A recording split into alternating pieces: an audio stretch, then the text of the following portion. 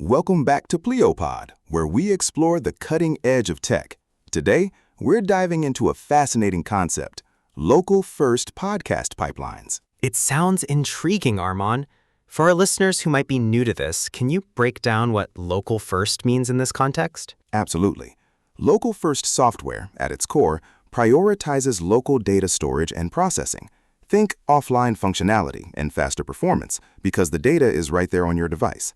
This contrasts with traditional cloud-centric applications. So for podcasters, this could mean having more control over their content and perhaps a more resilient workflow, even without a constant internet connection? Exactly. And when you combine this with decentralized technologies, things get really interesting. For instance, IPFS, or the Interplanetary File System, is already used for decentralized podcast distribution. Ah, IPFS.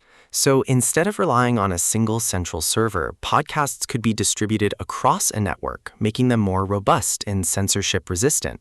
Precisely. However, the research shows there's a lack of specific documented pipelines that truly combine these local-first software principles with podcasting workflows.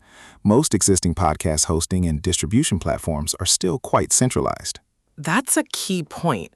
Are there any platforms pushing the envelope in this direction, even if they aren't fully local-first pipelines yet?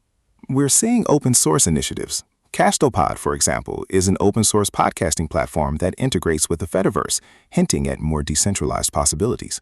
But a complete local-first pipeline for podcast creation and distribution is still largely uncharted territory. It seems like a ripe area for innovation then. Imagine a workflow where you record, edit, and even publish your podcast entirely locally, with decentralized options for distribution. It gives creators more autonomy. Exactly. The potential is huge for those who value data ownership and resilient infrastructure. It's a space to watch as developers and podcasters explore these decentralized and local-first approaches. Definitely a powerful blend of user control and robust distribution.